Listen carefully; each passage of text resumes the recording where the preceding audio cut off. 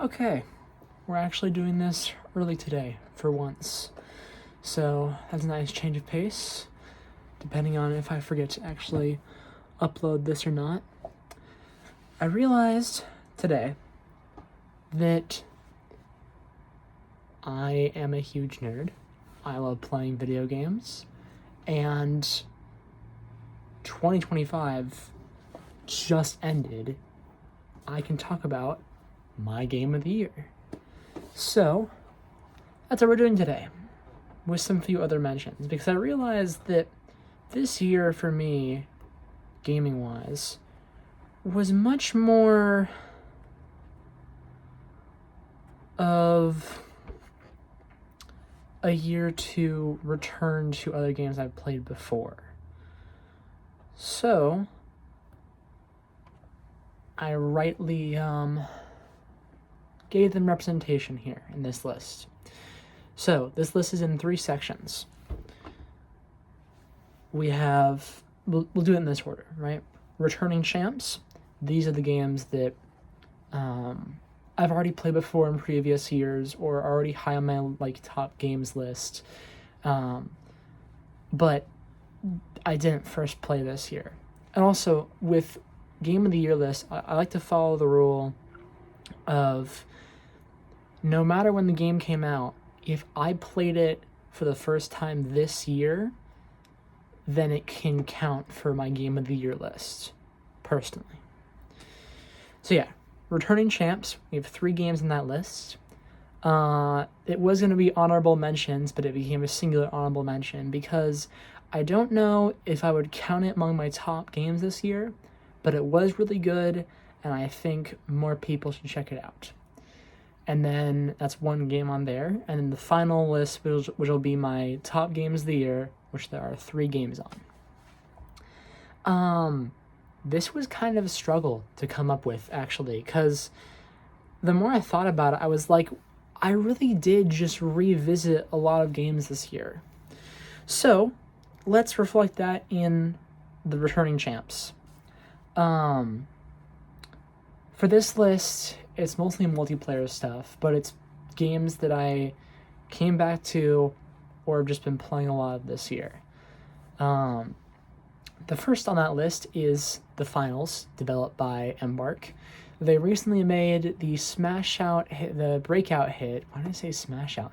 The breakout hit Arc Raiders, which is remaining popular right now, which is really surprising, but I'm very happy about that, and we'll get to that in a minute. But The Finals is an amazing game. It's really close to being my most played game, hours-wise. And it's really good, and I love just how much there is to it. The game itself feels really great, and they give you so much player freedom and choice in how you decide to tackle whatever you're doing, which I really appreciate. And this is very well represented in my favorite aspect of the game, which is making builds. So the game gives you, for those who are not in the know, it's a first-person shooter. I should probably go with the basics first of each of these games, actually. This might be a bit of a long part today, so this might be the first special. Day 13 doesn't exist, don't ask about it. Or it might, we'll see. I'm pretty inconsistent with planning these.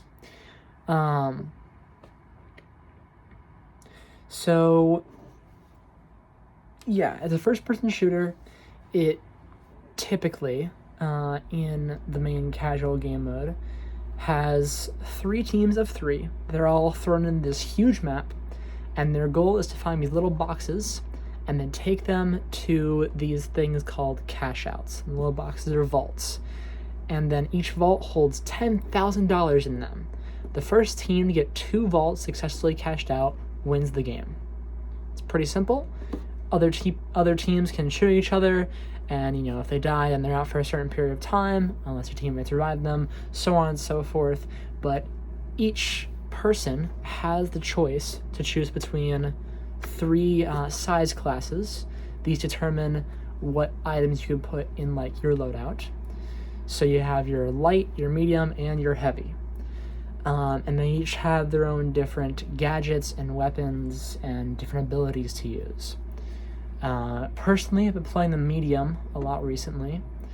My combination for this guy, he has like this burst assault rifle, and then a goo grenade, which makes like this destructible wall, a fire grenade, and then a jump pad, which if you step on it sends you flying. And it is just so much fun, and there is so much to this game, and it's free. It's free. This amazing game, which, frankly, free-to-play games are a pretty commonplace business practice by now. But it's wild to me how nice Embark is about their premium policies and currencies, and we'll get into that a bit later in Arc Raiders.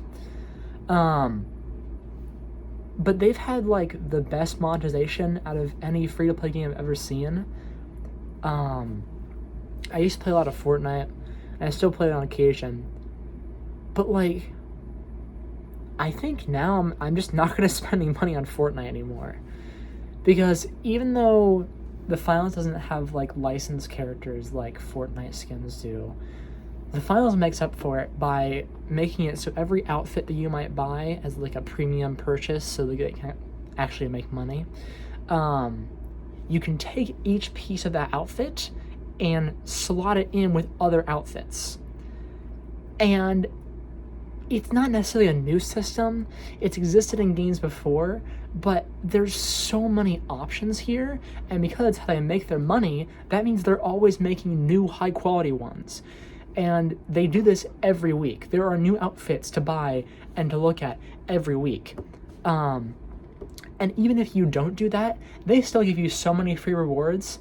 Every season, they have like a battle pass system. Every season, the like final big epic cool tier of the battle pass, like the first page of rewards, is always free. This season, it's a full outfit that looks super nice, so well done.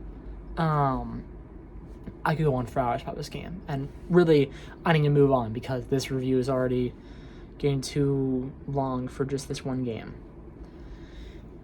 Okay, yeah, I need to hurry this up because the last video was the longest one I've done so far, and this one's already going to beat it again. So, the next one, Friends versus Friends. When I bring this up to people I know, I describe it as the furry game that I like, because in essence, it is a bunch of anthropomorphic animals running around shooting each other. I'm not going to spend as much time getting into each game in this list now, because I need to cut this down a lot. But it's a very good game. I love the art style so much, and the characters' personalities, though subtle and not very developed, feel on play with their outfits and their like small little lines of dialogue. They feel like a group of friends pissing each other off, and I really enjoyed that. The whole premise of the game is that it's like a little small arena, usually with one person fighting another, or a team of two, another team of two fighting each other, and they can change how the game is played by activating these different cards. And the story setup for the game is that it's like this sketchy thing they found on the internet where it's like, you know, play this game and hurt your friends without consequence or whatever. So they represent health by each bit of damage you do. There's like cartoon gore on the enemy to show how much damage you do, which can be turned off, which I think is very nice considering that it's not necessarily everyone's cup of tea. But it's a very good game, and I put a lot of time into it. I used to play it on my PC, that blew up, so now I just recently bought it on Xbox, and it's a lot of fun. Highly recommend Friends vs. Friends. It is one of my favorite games of all time.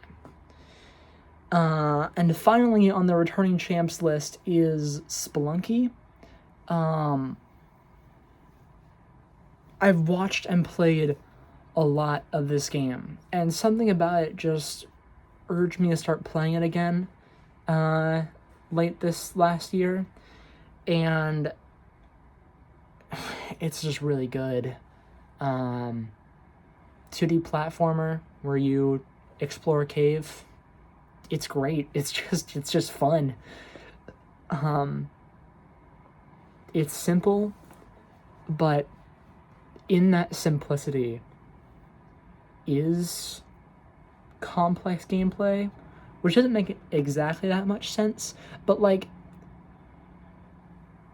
the elements it provides to you are very simplistic, with ropes and bombs and blowing up your terrain in order to move faster through each level. But then, you know, within that is complexity, all these hidden areas and rooms and places to go if you just use the tools provided to you in the right way. It's very rewarding. And having played and seen the sequel, can't play it anymore, but having played it, Spelunky 2 is even better and has even more to provide. But Spelunky 1, still a great game. It's amazing to have a game where the sequel is an improvement in literally every way. But Spelunky 1 is still an amazing masterwork of a game. So yeah, those are the returning champs. We're already 11 and a half minutes in. We're about to beat the time for longest dead air so far. Okay, honorable mention, Blueprints. This is mostly here because my friend won't stop talking about it whenever he hears the word of blueprint brought up. Blueprints feels like when I played Portal for the first time. Portal is one of the best game series, I think, of all time for the puzzle genre of games. Puzzle games were revolutionized by the Portal series, and it's just 2 games in the Portal series, but they're made by Valve, who owns Steam, which owns like half the PC market, and Valve is a really great company, and they make very good games. Portal's a great example of that, and playing Blueprints reminded me of that feeling I got when I played Portal for the first time. Blueprints is great. Your your dead grandfather gives you this mansion, but he says for you to own it entirely, you have to open the antechamber in the back of the mansion. And your goal each day is to go in, and when you open a new door, you can select one of 3 rooms to go there, and it's a puzzle to arrange the right room layouts to get to the end and solve the puzzles within each of the rooms. It is an amazing game, and was a big contender for Game of the Year, honestly, for a lot of people. I highly recommend it. It's very good. I think for it to be on my Game of the Year list, I would have liked to play it a bit more, but I'm too focused on other games right now to go back and play it at the moment. But eventually I will come back and finish it. It's a very good game. Now, my top games of the year. Number 3, Bomb Rush Cyberfunk. Great game. I love Bomb Rush Cyberfunk. It is a love letter to Jet Set Radio and that franchise, which Jet Set Radio inspired a lot of who I am today as a person, and what I enjoy. And it came out in 2024, but being able to play it this last year was really special to me.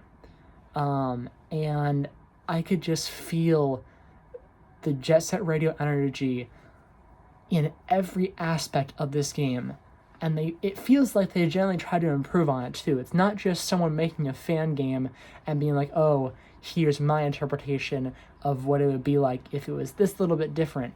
They actually expand on it and make some unique and risky choices which pay off and make it a better experience than it would have initially been.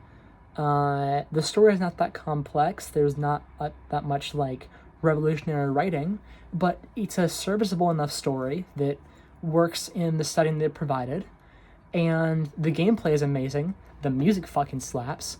It's a great adventure all around.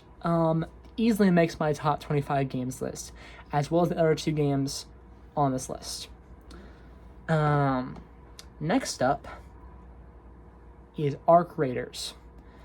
Now, Arc Raiders does use AI. I do not support or condone the use of AI, and frankly, I fucking hate it.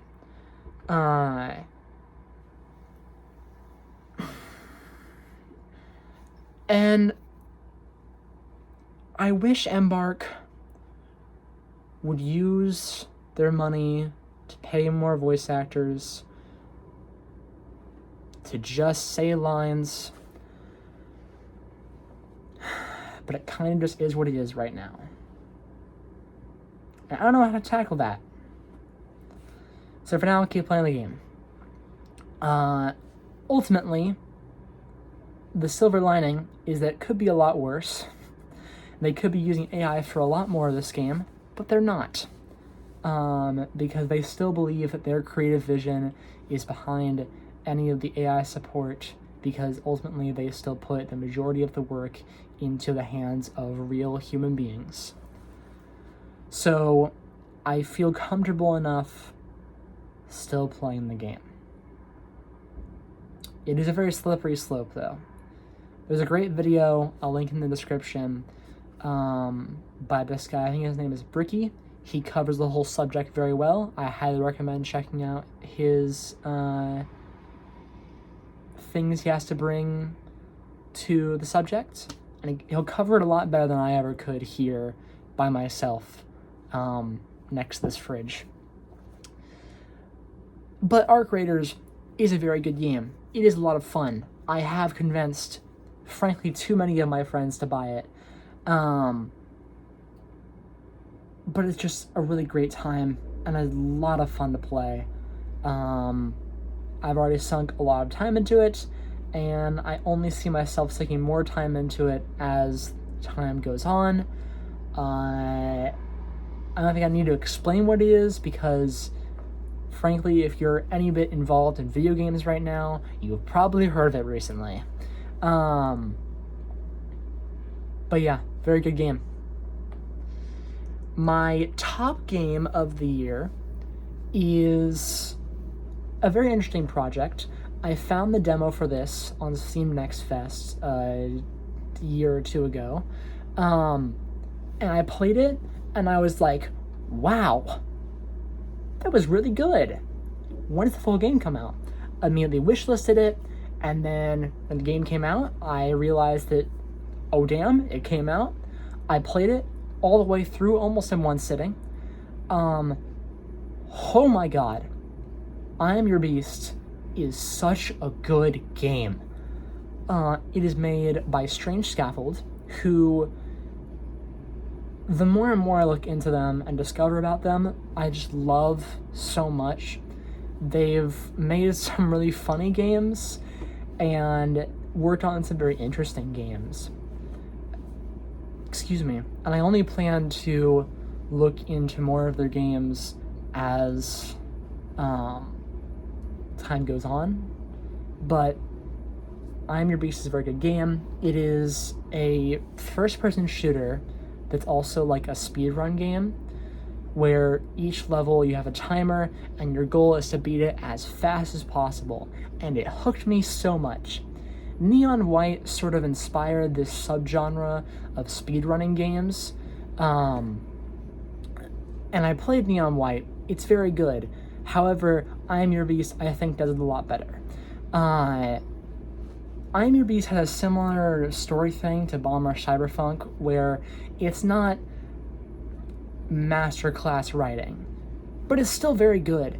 And it does a good job at telling the story that it needs to tell in this space. It's a revenge story about this guy, Agent Harding, who ran away from the military secret organization that he worked with.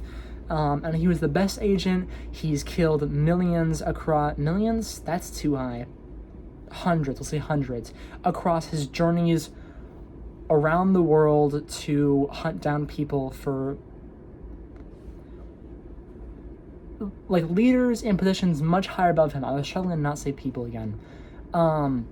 It's a very good game, and I love it a lot. I have played a lot of the game, and I still haven't done everything. And you know what? I might start working on that again. But it immediately hooked me, and after I finished it, I knew this is my game of the year, and having now finished the year, it is still my game of the year. It is a very, very, very, very good game. The art style, cel shading, mwah, it looks great. The snowy, wooded environments look really amazing in both daytime and nighttime. The weapons and gameplay feels great. The enemies, while not having too much variety, vary enough and in a good pace that feels consistent enough throughout the entire game. And gameplay elements are regularly introduced, and after you beat the main campaign, they just give you stuff to mess around with. There's multiple extra groups of levels that are designed around experimental ideas within the game's limits, or more challenges to put you through to really extend your limits. And it just is so well designed, and it was so worth the wait. I cannot recommend it enough. Play these games. This video has gone on too long. Have a good day.